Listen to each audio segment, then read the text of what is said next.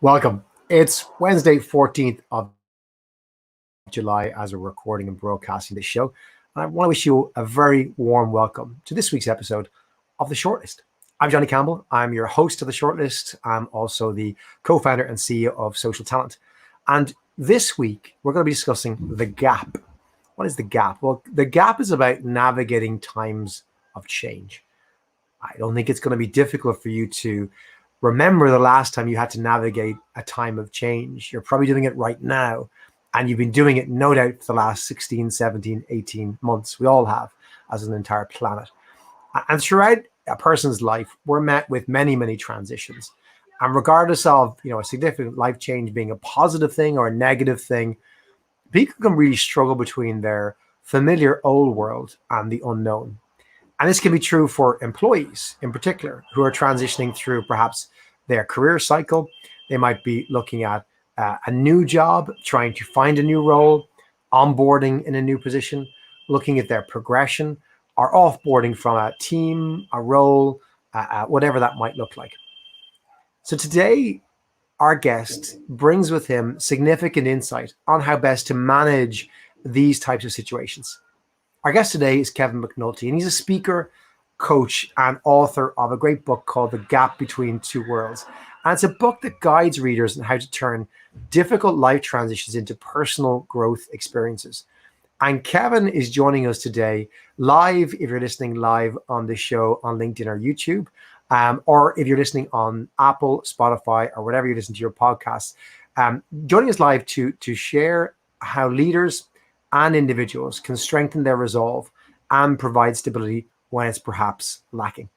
Kevin, welcome to the show. Johnny, what a pleasure. Thank you so much for having me. It's great to have you here, and I'm excited about this topic because I think it's a topic that appeals to all of us, right? We've all faced this gap. So I was wondering maybe if you might open the show by redefining that for me. What is the gap as you see it? And maybe if you wouldn't mind telling us your own story of the gap that you faced, because we all face many gaps, but the gap that led you to this current arc in your career, and this kind of fascination with helping people get over this gap. Maybe you could tell us a little bit your own gap and how you overcame that. Wow. Well, listen, again, thanks for having me. It's just a pleasure to be with you, and your audience and your team has been so fantastic, setting this all up. The gap really came, it didn't come as I was thinking about writing the book. What happened is in 2000, I retired a career from the U.S. Air Force, and I spent 20 years inside the Air Force. But prior to that, I also was a military brat. So I grew up, in the same context, moving around the world, constant change, constant exiting and entering into two different worlds. And so even at the age of 40, when I retired from the Air Force, I had already experienced 40 years of change. So I really thought that this change would be relatively easy for me. But as I went through this process, I realized it's not. And this is what provoked the writing of The Gap. So I got out in 2000. I had decided at the end of my military career that I would go into full-time speaking and coaching, and we didn't even call it coaching at the time, and consulting and this sort of thing, essentially have my own business. So a couple of things happened. One, we moved, my wife and I and two daughters, we moved from California to Nashville, Tennessee. And if anybody knows anything about the States, those are two entirely different worlds in and of themselves. But in any event, so my wife, who was also who plays music and teaches music, she was also starting her own business. So we began the process of moving to Nashville.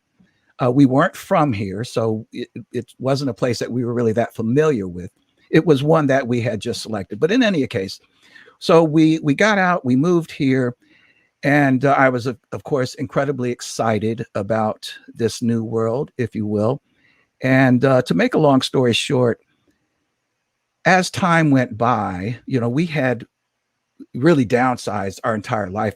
I say downsized, when you retire from the military, you're not coming out of there with riches. So, but we really downsized because we knew that we would have to have the ability to sustain ourselves, for a year or so to be able to get our businesses up and running. So in any event, we downsized and we were really penny pinching and doing okay. I started doing little temp jobs here and there. I mean, literally jobs like I was a receptionist to also advising VPs. Remember, I was 40 years old, had a tremendous career in the Air Force, 20 years. When I got out, my work was primarily in human relations education. So, I was really very skilled. I was at the, sort of the top of the pinnacle in terms of the type of work that I did.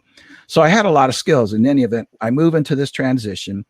And over time, after, let's say, a month or so, the honeymoon period was over, I realized I needed to really dig in, but I had no concept whatsoever about, one, what it was to run your own business. Two, I didn't even know the term human resources. That wasn't even my vocabulary at the time. I didn't know how to run a business. I found out that I really had no concept about how to live in the private sector. Now, that's an interesting concept because I've lived here in the United States. I've lived around the world, quite frankly, but you would think that I would be familiar with the private sector, but I realized it was a completely different world than what I had experienced for the last 40 years. So in any event, over the series of months, I became frustrated because, I just thought people would automatically start calling my office, silly enough. But in any event, my frustrations turned to concerns, and my concerns turned to fear. And then my fear, after about 9 or 10 months into this process, maybe 11 months, my fear turned into a very serious bout with depression and anxiety. I mean, literally to the point where I was immobile. I couldn't do anything. If anybody's ever experienced depression and anxiety, it's pretty challenging, depending on the depth of it. But in any event, and then I became physically ill because of the depression and most of the anxiety. My discs in my spine started bulging, and I mean, just incredible pain in my arms. And that exacerbated, of course, my anxiety. And then my anxiety exacerbated the pain. So in any event, after about a month of that, my wife started studying up on depression and anxiety, all these sorts of things. And she started using some of the techniques that folks had recommended. And one of them was to just start journaling, start writing about your experiences.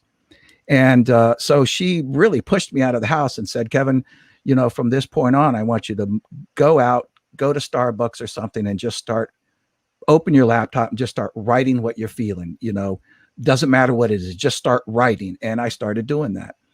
And the more that I wrote, the more that I began to understand.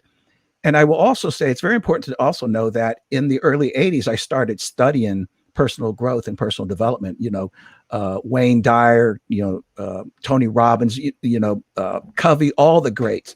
And by the time I got out, I was, I don't think anybody's actually an expert in this, but just for the sake of terminology, I was a relative expert in personal growth. So what happened is when I started journaling, I didn't realize it, but I was taking all of this knowledge and wisdom that I had understood and learned and taught about personal growth and almost started coaching myself. So I did this for about a month. And afterwards, I decided to, one day I decided to go across the street. I had what I'd been journaling, I had it printed out. I brought it home. I gave it to Jane, my wife, and I said, here's just, this is what I've been just journaling about. And she read it that day. And the next morning she got up, she said, Kevin, you had been talking about for a long time to write a book. This is it right here. And essentially fell into this understanding about the two worlds, that you have your old world and your new world and the gap in between. And the book just simply discusses what that transition's like, all the difficulties and all these other sorts of things. And then as my business started taking off and I started consulting and coaching, and business people started looking at my gap and saying, you know what? This is exactly the same thing that we experience in the corporate world. It's the principles are the same, but it's just the ideas are different. So, personal change versus organizational change. So that's essentially how it came about. And I've been using this concept since. Kevin, it's a great story. And thanks for sharing it, because from change, personal change in one's life, maybe moving to a new city, changing careers, losing a job, and lots of us can resonate with these things, maybe breaking up a marriage. There's tons of things that, could be defined as the change. To find that universal red thread is really important. And I want to bring that red thread right up to date with some current events. And if you don't mind, I'm going to jump to a couple of news articles and ask Nod to share a couple of news articles with us in just a second, because I think this is a really pertinent time where, although we always all go through change throughout our lives and it's constant, and there's always some part of your life probably in flux or change, there's been this universal time where the changes have maybe been more common. So let's dig into that with this week's news. Let's do it.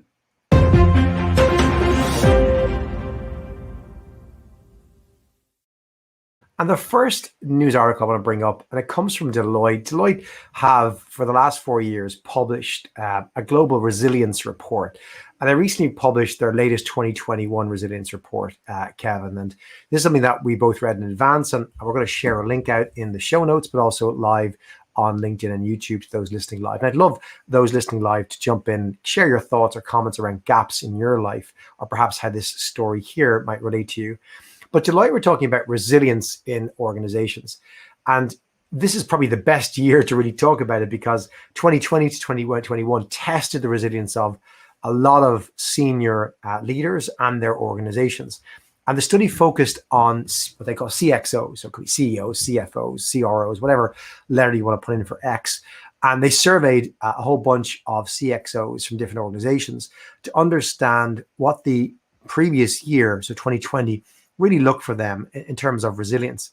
And they've kind of teased out 5 key traits that resilient organizations seem to have. And they had typically many of these. And they called out preparedness, adaptability, collaborativeness, trustworthiness, and responsibleness, or accountability, if you like. And these 5 pieces, prepared, adaptable, collaborative, trustworthy, responsible, they resonated with me when I read this article as, yeah, these make sense as the types of things that leaders and individuals and organizations should and probably did display that would correlate with resilience. How relevant do you think these 5 that were teased out by Deloitte are to your own research and your own background in this, Kevin? Would these be the 5 or some of the 5 that would have jumped out at you? Yes, they would be some of the 5. I would certainly add a few, and I'll tell you about those in a minute. But let's set the context real quick about, and we'll talk organizational change. So again, the old world and the new world and the gap in between. So within that gap, though, again, maybe put up the drawing very quickly, if you don't mind. Can you put that up very quickly? Yes. Okay. So this kind of illustrates just the basics of the gap. So you see there's the old world, which we call the current state. So this is the state that you're in or used to be in. And again, think of this in terms of an organization. And then there's the future state. And this is the new world. The thing about the new world, depending on the transition or the change, is the new world is somewhat unknown. Again, it does depend on the change itself. But inside of that gap, there's also called the foggy zone. And the foggy zone is typically populated with all the things that we just talked about, the anxiety and all these other sorts of things. It's more psychological. There are the practical aspects of, for instance, if we're going from a storefront to online sales, then there are some practical things that have to be done in order to create that new world, to move through the gap, if you will. But all of the emotional things, like disorientation, ambiguity, and all these other sorts of things, these are what typically plague people. And the difficulty in organizational change is you're not talking about a person, a personal challenge that you're having. You're talking about a wide group of people who may have many different emotions, many different concerns. And I think we'll talk about this later on when it comes to traversing the gap. So what I would say, so when you think about the gap and going through the foggy zone, then you look at these traits: preparedness, adaptability, collaboration, trustworthiness, responsibility. What I would say is that prepared, I would actually move this out of that category and saying that's one of being prepared is one of the pillars, if you will, that moves you into the gap. So you're prepared to be adaptable. You're prepared to be collaborative. You're prepared to be trustworthy and responsible. You see, it's establishing that culture up front. What I've seen organizations too often do is not be prepared. They're focused on the mission. They're focused on the shareholders. They're focused on, they're busy, they're distracted, they're complacent. And then suddenly a big change happens like COVID, and they go, oh crap, I didn't see that one coming. Well, chances are there's a lot of things. Think about Borders books. Do you remember Borders books? You remember that? They were the largest, they were second to Amazon, the largest bookseller in this country, maybe even in the world. And they shut down because they did not see the new world soon enough. Amazon consumed, but by the way, Barnes and Noble, who was second to Borders, succeeded. Why? They immediately jumped in and started making the change and had the ability to do that. So the three that I would add are proactiveness, to be proactive, to communicate. The communicating is one of the greatest traits, and it does go on to talk about some of these things in the article. And then the last one is what I call being revisionary. I mean, imagine any company moving into the COVID environment. They have to think about the new world. They have to re-envision what that new world is like. You've heard this term being thrown out there all the time, reimagine. Well, you could say it that way as well. But the idea is getting a clarity about where you're going, and then be able to bring your people along to take on that new world. And so all of these other things. I'd like to just say one other thing about this notion that, again, I do agree with the article, but one of the things, again, that I've noticed, and it's fairly noticeable, I think, around the world, and that is that many companies are working so hard to attract and retain great employees that they're going through a lot of measures that are almost moving them into this sort of a nanny state. So in other words, more and more employees are relying on their supervisors, their managers, and the company to make them happy, to make them resilient, to motivate them. And again, it's not that employees are sitting around saying, motivate me, but it becomes part of the culture when the company works so hard to do that. And what I suggest organizations do is, if you really want to make your organization resilient, create a culture of interdependency. And as it says here, and collaboration. In other words, if I work for you, Johnny, and you had to make this major change based on COVID or anything else, if I relied on you to do everything for me in terms of my psyche, my well-being, my engagement, my performance, and all these other sorts of things, when time comes to make a major change, guess what I'm going to do? Take a wild guess. You're going to come to me and say, what do I do? Correct. That's exactly right. It becomes a self-fulfilling prophecy. And so the idea is that in some form or fashion, organizations need to get their employees on board, and we'll talk about trust later, and build that relationship so that when Johnny comes to me and says, Kevin, we're about to make some big changes, man, I need you on board. I'm like, I'm with you. I'm on board, Johnny. What do I need to do? Or let's talk about it, or I'm engaged. I jump in and help make it happen. Let me jump into Article 2 in this week's news, because I think it focuses a bit more on the how do you do it, right? And this comes from Forbes, and it's a leader's guide to managing employee uncertainty by Kurt Steinhorst. And we'll again put a link in the show notes and post it out live here. And this one here, this is about, I guess, the principle of uncertainty. And I really loved a line near the start of this, which kind of summarized it really, really well for me, right? So it talks about uncertainty avoidance, right? And it contrasts two different types of folks.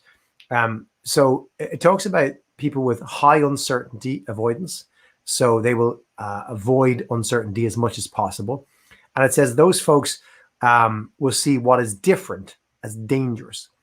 And then it says people with low uncertainty avoidance see what is different as next. I think it's a really important difference, right, in terms of the mindset and psychology. And the article goes on further to say that it's not something you're born with necessarily. It's something that you may have developed from the culture or the environment you've grown up with. So therefore it is changeable. But I think that resonates with me, as I'm probably somebody who sees different as next. I just get on with it. I'm married to someone who sees different as dangerous, and gets high anxiety and fear about what could be. I just accept that things are about to change and just make decisions and move on. You know, I'll go into the article's recommendations from a leadership point of view in just a second, but talk to me about that uncertainty avoidance and the differences. Are they the kind of, would you use that kind of that kind of language? Do you think that captures it well, Kevin? I think it does. I think it captures one of the aspects of resistance. And of course, as you well know, when we talk about change and transition, and especially, well, it doesn't matter, but if you put it in an organizational context, it's a little bit easier. That, again, imagine the gap, and imagine that the leadership has sat around a conference table and talked about the big changes that are about to happen in the organization, but they've kept it as a very close held secret because they don't want to get it out there until they're prepared. So they may do this for a month or two or three, and then they say, okay, we're gonna get this out there to the company, to the organization, and tell them we're about to make all these changes. So once that word goes out, what happens is that most people will do some sort of a calculation in their head, and the calculation is simple: what does this mean to me? What does this mean to my life, my job, my position, and all these other sorts of things? And so this is where this is where immediately there's a certain group that, get into this sort of, uncertainty avoidance scenario. But there are also others who they have maybe a lower level of resistance. So they're not avoiding the uncertainty, the ambiguity, moving into the gap. They're just going, okay, let's see what this is all about. And then there's others who, when you say we're changing, they immediately go, hey, I'm all about change. I'm with you. So again, imagine that when this group of leaders have moved into the gap, and let's just say for the sake of argument, they've been talking about it 2 months. When they release this information to the organization, to all the other people, they're still here. And so the idea is that all of the leaders must go backwards, using this metaphor, and understand what are, who's on board, who's resistant, and who is going to try to dig their feet in all together and say, I'm not going there. And so I say that uncertainty avoidance it's a very real thing. As a matter of fact, that concept that you were talking about, really, there's an old ancient Chinese symbol that suggests that when you look at the symbol, it means, on the one hand, it means change, but it means danger ahead.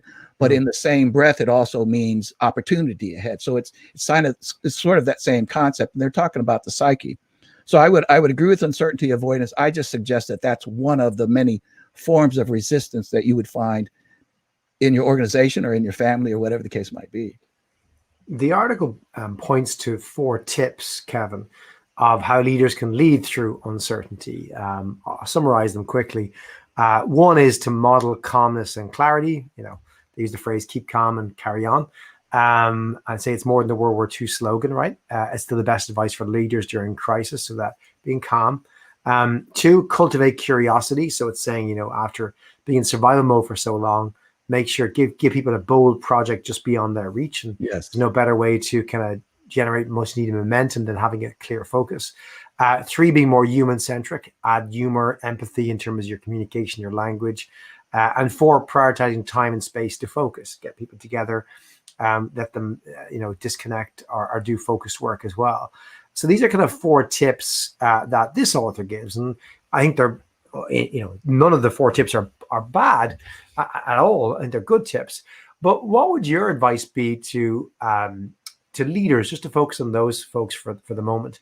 If you're likely to continue to need to lead your team through change and uncertainty, through gaps, are you going to have people on your team who are in the middle of the gap? They could be new members of the team, people looking for, moving on to new jobs from your team, or downsizing, whatever is causing the workplace gap as such, or dealing with change in the way you do things, your point around business models.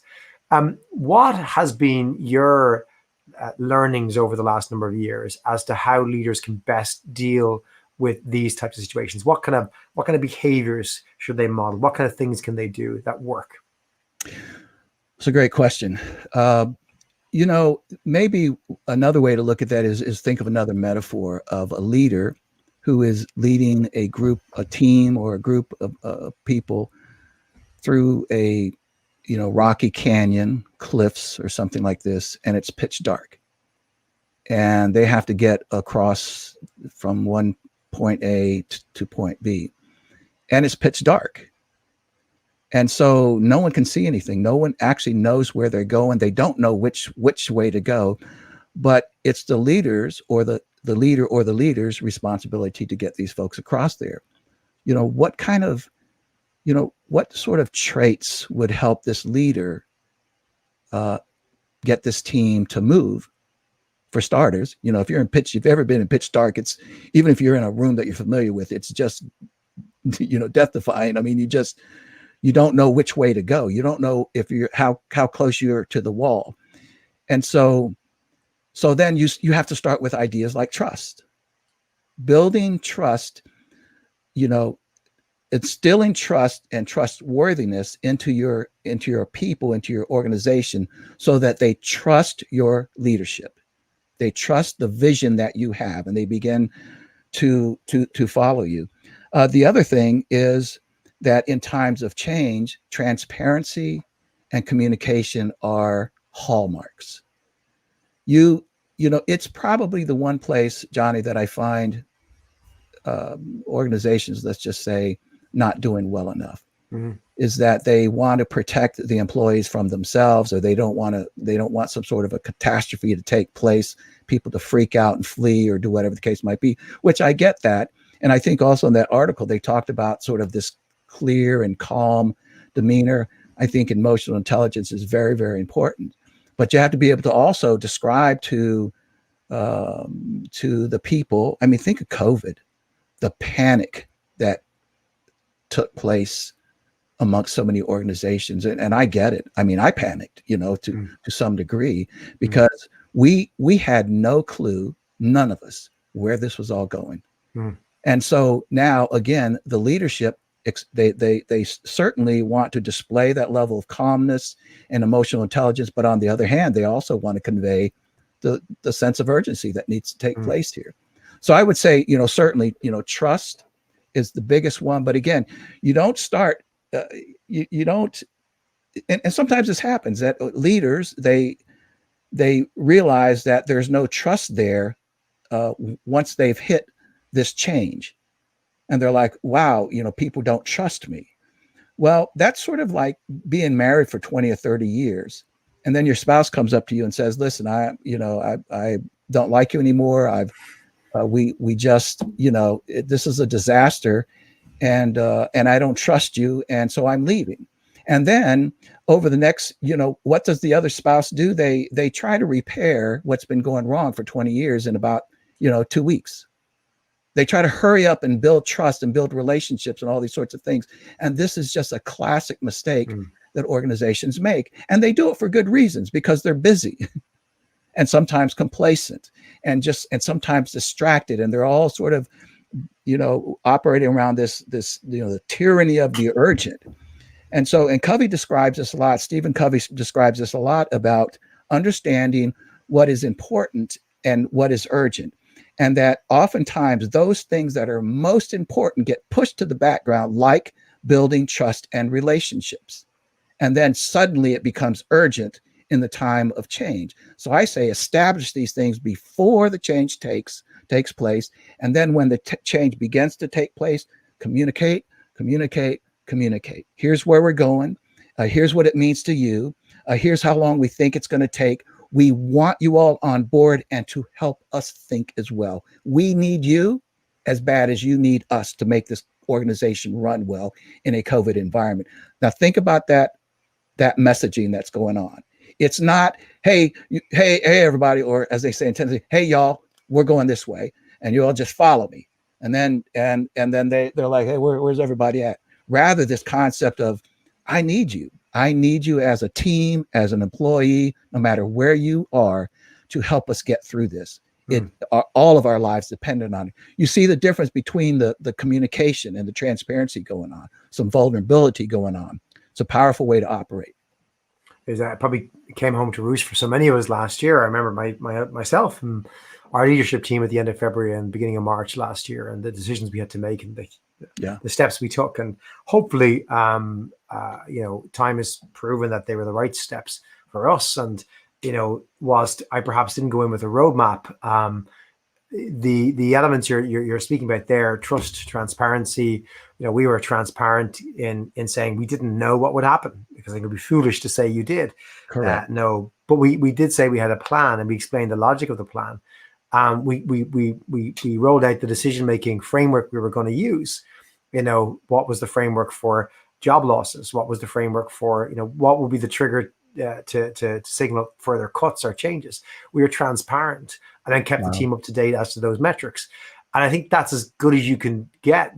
But we had a clear plan. We had no idea if the plan was going to work, but we got as many people involved in building the plan, and we worked on it and we adjusted it. I think that's what you just got to do. Your analogy of being in the dark is bang on right. It's like, I got this, but don't worry. I'm not going to blindly stick to the same plan if we get signals that it's wrong. I'm going to ask for constant input. But I'm going to take ownership for this, but you gotta have my back, and we got to work together. I think that point's so valid. Yeah. Does that lead, in your experience, to a situation where people who are perhaps panicking, have the anxiety, who are flapping around, who are more of the type of person who sees change as dangerous, does that help them become more centered? Is it a straightforward thing that act like this, your team will all come in and align, and it'll all be fine? Is that how it actually works? Is it as simple as that, do you think, Kevin? No, I'll be honest with you, Johnny. I think you just really very well articulated how to carry a group of people, be it small or large, through the gap. And the first thing that you defined was a framework and clarity. Now, again, imagine moving from the old world to the new world. You're moving this way, or is it the other way? This way to the new world. And you're inside the thick of the gap. It's really dark inside there. You see, the concept is with the Foggy Zone is that because of the variety of notions, from anxiety to COVID, we don't know exactly what's happening with it. You can't see through that Foggy Zone, and the more challenging the change, the more anxiety that is produced and emotions that are produced makes that Foggy Zone darker. And the concept is that you, as a leader, you're moving everybody into this dark place. And to your point, people become disoriented, and they're like, wow, I don't know. I'm not really, even though you've been communicating, I'm just not sure, why? Partly because you're not sure, but your transparency, you're going back to these people saying, yes, it's true. We are not completely sure where we're going. We want your ideas, your thoughts. And when people get on board, you begin to then work these things out. And what happens is the more you move through the gap, that's when the fog starts dropping. So even psychologically, to your point, that as you describe, where we're going, sort of the vision or the idea or the framework or whatever the case might be, the more people can see the new world. And this is what gives people motivation. It's like they see hope. And hope is a powerful, powerful motivator against fear, by the way. You remind me. I'm not sure if I answered your question, but no, I think you have, right? And I think the short answer is yes. Actually, if you do the right things as a leader, you can center folks and bring them with you. Not always at the same pace, and not always to the same degree, but there are some very tangible things you can do. It reminds me of several colleagues who recently had kids for the first time. They're new parents, and I have 4 boys, and it reminded me that the advice I always give to new parents, as someone who has been there, done that with 4 times, is have a plan. It doesn't matter a damn what plan it is. Like, I'm not going to advocate for this person's book or this kind of parenting advice, but you know what? Pick one, because it will ground you, because you'll feel like you're making progress against something. Like, all the plans are generally the same. There's some nuances and differences about how you should do, how cope with an infant. But if you have a plan, you can at least course correct against it. And you have a faith that somebody else has learned this and is giving you this advice, And you can begin to see, well, do we find ourselves aligning with this or aligning with this plan, or having a slightly different version of it? But have a plan. It's madness to have no plan and to just see how it goes. You will be panicked. You will be kind of crazy in this zone where you do need a plan. And, you know, when we're talking about this topic more, it's getting me to think, Kevin, I'm interested in your ideas on this. You know, a big thing here is a requirement to think more long-term. Because if you're going to, both as a leader, help your team, but as an individual, get past, as one of the articles says, you'll see it as a thunderstorm. It's coming, but it will pass. If you start to have that foresight, that more long-term thinking, you can get through this. And we have a comment from Alison Daly, who's, you know, said the tyranny of the urgent, brilliant, so true in recruiting, along with organizational change. I think you're right. It reminds me of another tangent, Kevin. I'm working with a customer at the moment who are growing like crazy. The recruiting team is so busy, insanely busy. They are only focused on the urgent. The urgent is hire what's right in front of you. And they're not building the processes, the scale, the stuff in the background to fix attrition, to look at internal mobility, to make sure they retain the people they hire. None of that's getting focused. That's important stuff, but it ain't urgent. And they're only doing the urgent. And I can just, they're not going to make their way out of this in the long run, because they will hit their short-term urgent goals. But as an organization, they're just going to be constantly behind the 8 ball. Because I work with other companies who got through that. And it does require foresight and more long-term thinking, doesn't it? Both as an individual and as a leader to kind of see your way past the gap. There is no question about it. I mean, again, you nailed it. You know, frankly, you should have just like consumed this whole show, because you're just nailing it left and right, Johnny, about the whole concept behind the gap. So, you know, vision is one of the, forethought, vision, all of these things are very, very important to the concept, because again, whether it be your own vision. Well, let me put it this way. In the book, I talk about this dream that I had. And it's a real dream, very, very briefly. And the dream was I was driving down this sort of desert highway, and I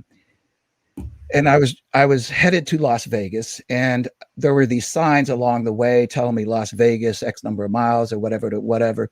And so then suddenly in this dream, I ended up out of the car and standing in the middle of the desert. And when I looked around 360, I could see nothing. There was no mountains. There were no plants, no trees, nothing, just pure dirt, like Death Valley. And I remember standing there going, I don't even have a clue which way to go. I mean, there's nothing. Even if I saw a mountain over there, I'd probably just walk in that direction, because that's something to head towards, but in this case, it was blank everywhere. And I just thought, how do you make a decision of which way to go? And so in the dream, then this, I guess you could say, angel or something appeared. And and this angel, who it turns out it was my wife, who said, Kevin, go that way.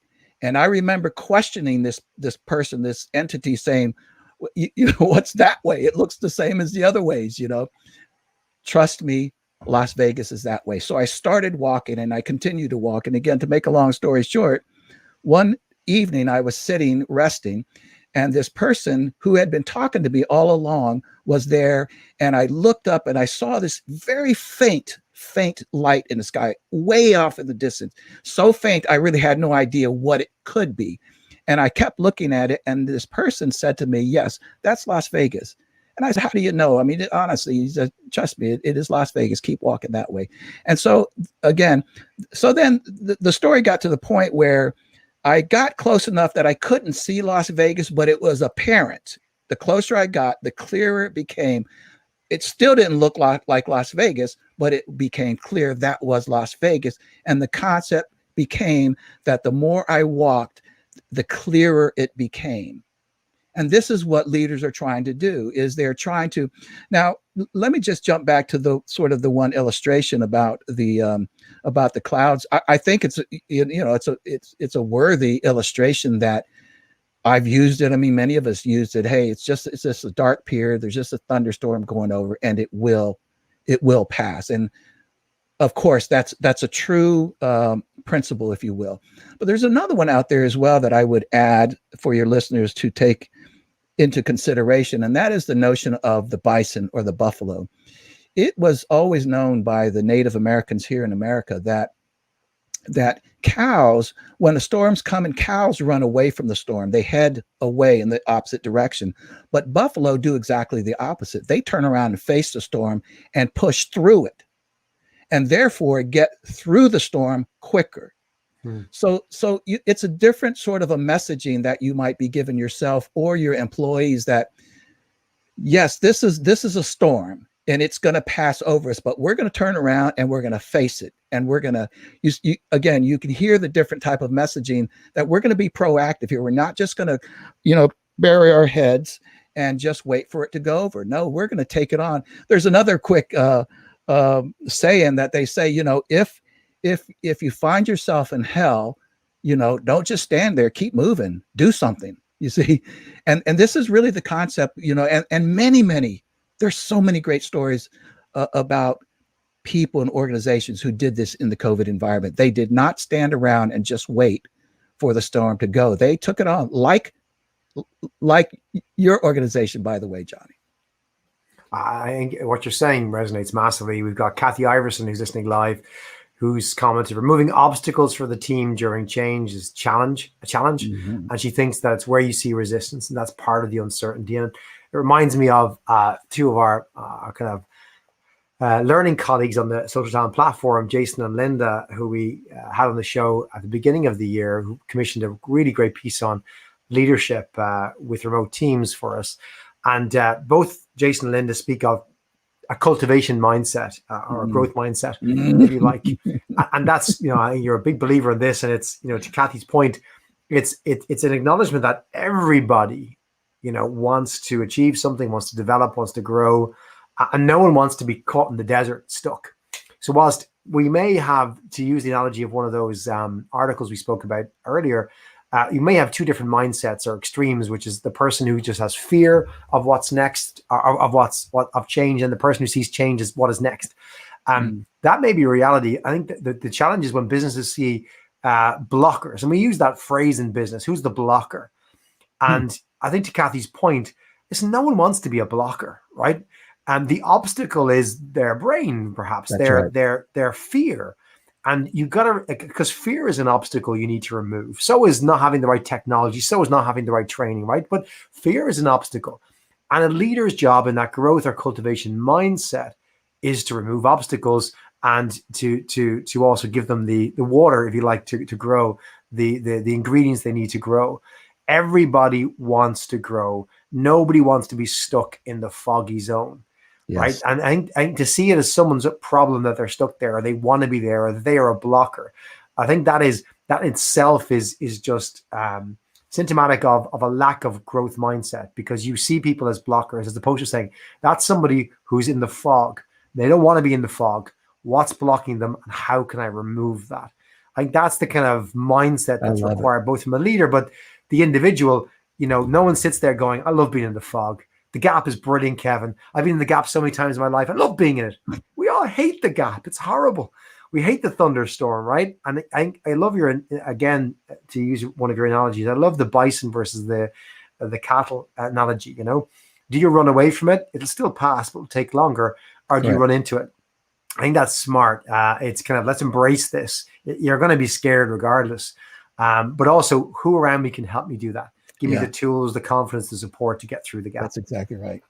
Kevin, you well know that, excuse me interrupting there. No, go, please. You well know that when you take this proactive stance, that is to head into the storm, everybody's busy now. We're not hunkered down waiting for the storm to go over when we don't know. Once you start heading into that storm, everybody rallies together. You're pulling me and I'm pushing you and all of it. So it's a different mindset altogether. Kevin, I can't believe we got to the end of the show already. We're at time.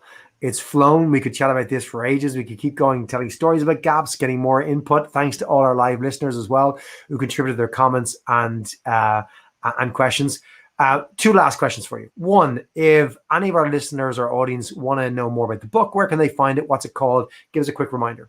Well, I appreciate that, Johnny. They can just go to Amazon and search on The Gap Between Two Worlds.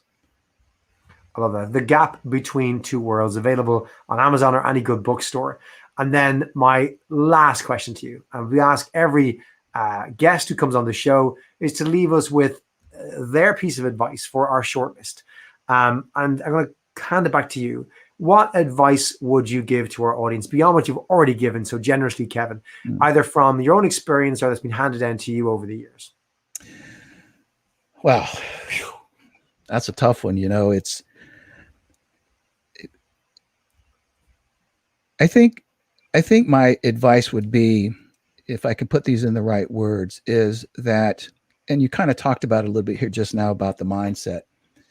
What I've learned over the years of the work that I do, and I sit across, I do a lot of coaching.